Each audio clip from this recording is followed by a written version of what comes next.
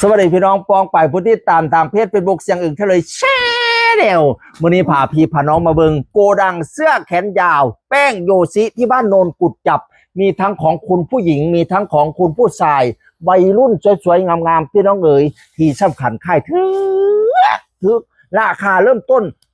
115 บาทเลาะจนว่าเป็ดตลาดกระบอกอยู่ได้ค่ายทึกปันนี้เด้อพี่น้องเอ๋ยสูงสุดไม่เกิน150 บาทพี่น้องแล้วก็ที่สำคัญมีให้เลือกเยอะมากพอเป็นกระสอบว่ะแมนเบิดนี่นะพี่น้องว่ะอยู่แก่พุ่นก็มีอยู่ทางพุ่นก็มีอุ้ยลายขักลายเนี่ยแล้วก็มีหลากสีหลายขนาดมือหนึ่งนะไม่ใช่มือสองนะโปรดทำความเข้าใจใหม่ว่าเป็นมือหนึ่งแต่ราคา115 บาทเริ่มต้นนี่นะพี่น้องอยู่บ้านโนนกุดจับเปิดบริการ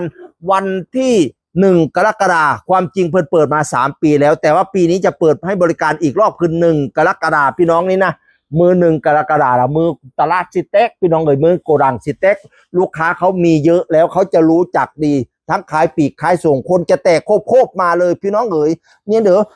พิกัดนี่จะอยู่บ้านโนนกุดจับนะเนี่ยพิกัดอยู่โนนกุดจับเห็นบอลูกค้ามาแล้วลูกค้าคนเล็กมาแล้ว ที่กัดบ้านโนนกุดจับพี่น้องเอ๋ย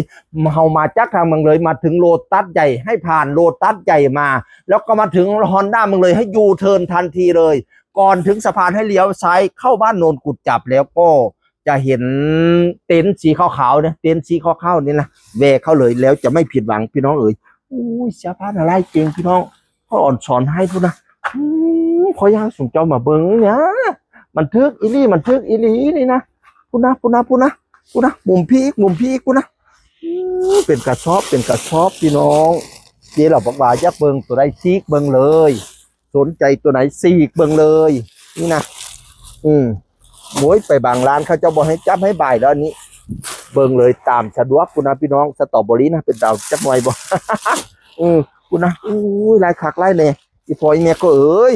หรูหรามาเห่าสวยไหมคะ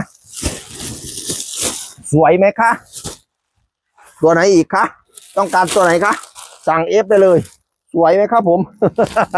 คุณนะไล่ให้อย่าลืมก็แล้วกันนะพี่น้องนะว่าข้อสิบาทเบิ้งพิกัดจิบสุดท้ายข้อสิบาทเบิ้งพิกัดอีกรอบหนึ่งพาไปเบิ้งทางเนี้ยพี่น้องถ้าเขามาจากทางเมืองเลยพุ่นบอมาพอโลตัสไงเขากระพานโลตัสไงมาถึงฮอนด้าเมืองเลยเราถึงยูเทิร์นมาแล้วปากทางเข้าเนี่ยมันจะมีสะพานก่อนจะข้ามสะพานให้เลี้ยวซ้ายลงมานี้ขึ้นมาฮอตโนนนี้กะสิเห็นเต็นท์ขาวๆนี้นี่นะเต็นท์ขาวๆนี้พี่น้องเอ๋ยเราก็เข้ามาเลือกเสื้อผ้าตามใจชอบเลยผมเอารถมาจอดทางในเลย เปิดบริการตั้งแต่10 โมงเช้าเป็นต้นไปวันที่1 กรกฎาคมวันเปิดตลาดนะ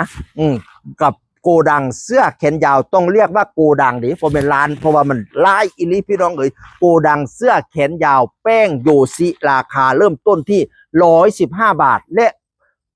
ไม่แพงเกิน150 บาทพี่น้องเอ๋ยไม่ผิดหวังแน่นอนแล้วพอกันเลยพี่น้องฝากกดไลค์กดแชร์ให้เนี่ยแล้วก็มีลูกให้บอกร้าน